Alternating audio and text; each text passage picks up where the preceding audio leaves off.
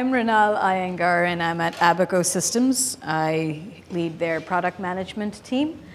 And I'm here to kind of change the topic of discussions that we've been having, the presentations we've been having. Can you hear me when I look at you? Okay, good. So I have been working, or had been working, with the primes that we have as our customers in this industry. I've been working with them for the past 20 years.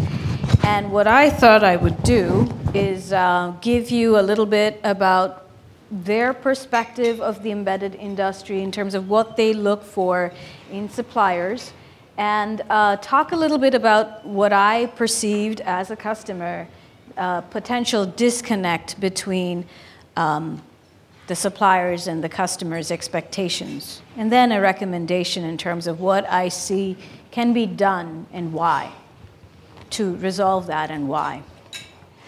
I've been working in the defense industry for the past 20 years or so, and have worked for companies like Goodrich Corporation, United Technologies, MIT Lincoln Labs, Northrop Grumman.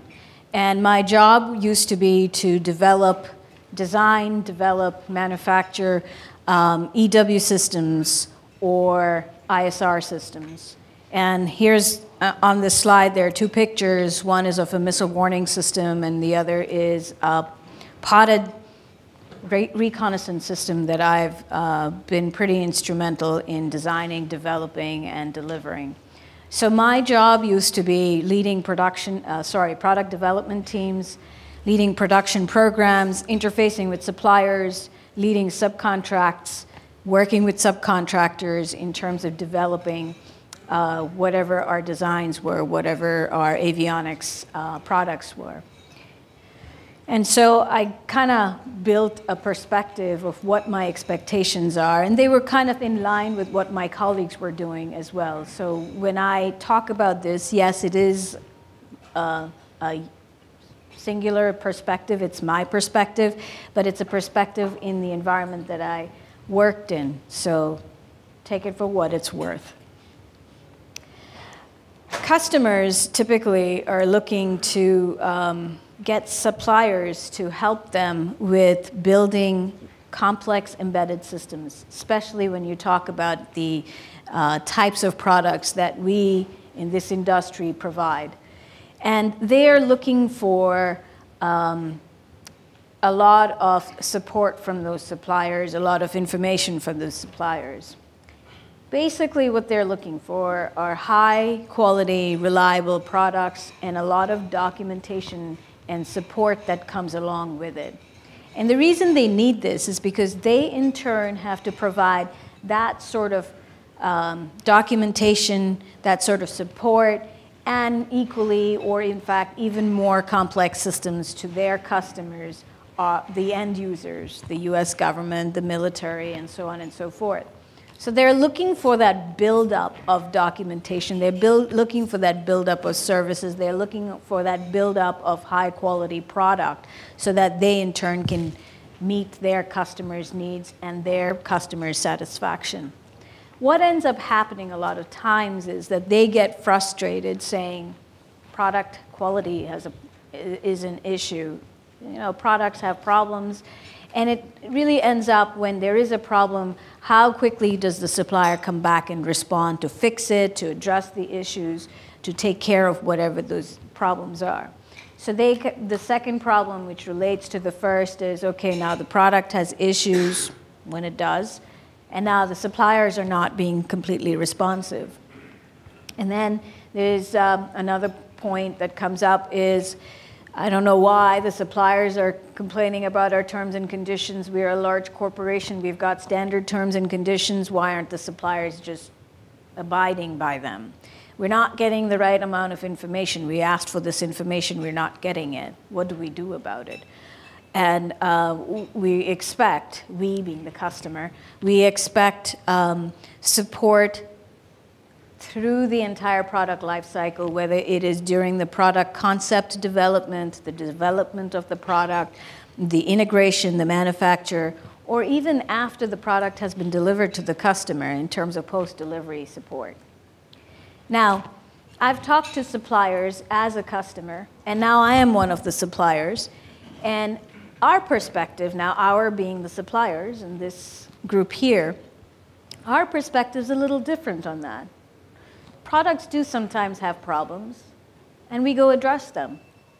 So why is the customer being so demanding? Why does the customer need so much support? Why is the customer's schedules and their requests, their demands are unrealistic, or they're asking for a whole bunch of information?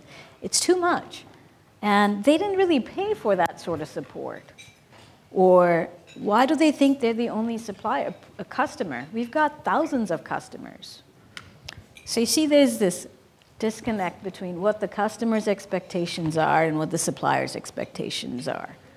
And what I'm trying to do here in this particular discussion or this presentation is to make us aware of that disconnect and try to see what we can do to bridge that.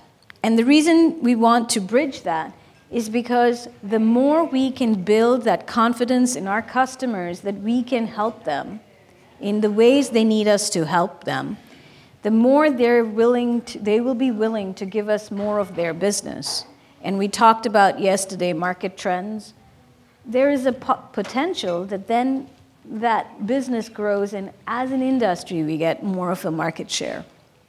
So that's my theory. What are customers really looking for? What's behind that frustration that I just discussed or described? What they're looking for are high reliability, high quality products. And what they do on their end is if there is a customer that they have that is able to meet their high demands for customer quality, or product quality, sorry, customer satisfaction, and their requirements for their delivery, whether it's schedule, whether it's cost, whatever those requirements are, they are willing to treat those suppliers as best suppliers and treat them as their critical business partners. UTC, for example, has this program called Supplier Gold. And as suppliers meet those requirements, they get awarded this Supplier Gold, I'll call it an award, but this rating. And once you get that rating, it's easier to get business at UTC, for example. And I think most of you would know that. You get similarly AS 9100, you follow those quality management programs, you get confidence, you build confidence in the customer that you do follow processes that can be audited successfully in terms of what you're doing. And this is important to customers because, as my colleagues yesterday defined, as you work in these environments and you create military products, the customers, the end users, are looking to be able to go back and look at documentation, look at how the designs were created, how the manufacturing was done. So that's why it's important. Now, suppliers for these complex systems are regarded as industry experts. Now, the primes do have a lot of information, a lot of background, a lot of knowledge and expertise in the areas of the technologies that we provide them. But they still look to us to be those industry experts, to be the trusted advisors in terms of telling them what are the right technology trends, what are best practices and methodologies in best practices in technologies. And so they are looking for us to give them that guidance. And therefore, they're looking for us to be that trusted partner.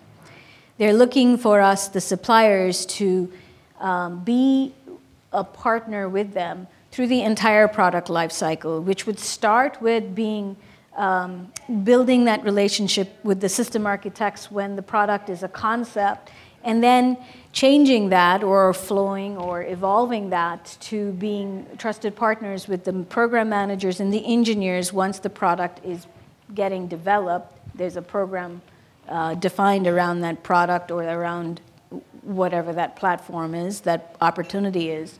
And then they're looking for that relationship to evolve where you have that same, that trusted partner relationship with the supply chain, and after the product has been delivered, with the post-delivery support. One of our colleagues yesterday talked about, I think it was from Curtiss-Wright, they talked about how programs of record go for a long duration of time, and customers are looking for support through that long duration of time. So it's typical for these programs of records to be as long as 15, they look for support for as long as 15 to 20 years, and these customers are looking at us, the supplier base, to be able to come up with comprehensive, cost-effective product sustainment or product lifecycle management programs that allow them to go ahead and support that product for that duration of time. It's not so easy. In the commercial world, all of us do this. Every 3 years, we go and change out our laptop, ballpark. They cannot do that. They cannot go back and requalify their systems because, for example, on an airborne system, once you get a product and the product is designed and qualified, that means it's gone through not only qualification testing, it's gone through some sort of SIL testing, it's gone through some sort of hill testing and some sort of flight tests. You can't have, for a small, tiny board or a small gadget, you can't go do that whole qualification program again. Now, in the rare instances where they can go do technology insertions, they still are looking for suppliers to help them come back with products that allow them to keep or maintain the compliance that they had to the requirements in the first place. So they're looking for that sort of help. They're looking for backward compatibility. They're looking for support through that upgrade when they do those technology insertions. So that's what the customers are looking for. Having been a customer, I would say it's not too unrealistic. Being a supplier, now that we understand that, what can we do? What can we do to do better? And that's really to understand what is it that the customer's constraints are. What do they want in terms of swap? What are the constraints in terms of cost, in terms of schedule, in terms of obsolescence? How long do they have to handle it? What are the parameters around the obsolescence program that they can move around in, and how can we support them? Really we should look to see how can we work as a trusted partner to them. Because the more confidence we can build in them, that we know our products, we know how to support them, we understand their needs, the more they're going to lean on us as an industry to help them out.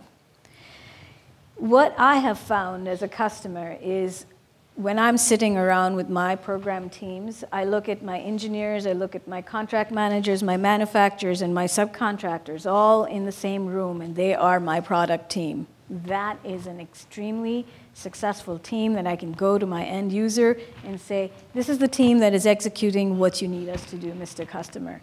And that not only brings in a lot of confidence for me, but it also brings in a lot of confidence for my end users. That's what I've seen as a customer. So building or creating a singular customer experience is, I think, pretty critical, where the customer doesn't feel like they are competing with all the other customers the supplier has, but that the supplier has their best interests in mind. That's, I think, a key piece. So all this would not work if we don't have a foundation of a good customer relationship program and a foundation of high quality, reliable products. So if we can build a whole structure around this, our customers will find that we can help them as an industry more, and they'd be willing to give us more of that work share that they have. And in other words, here's my hypothesis that would grow our market share.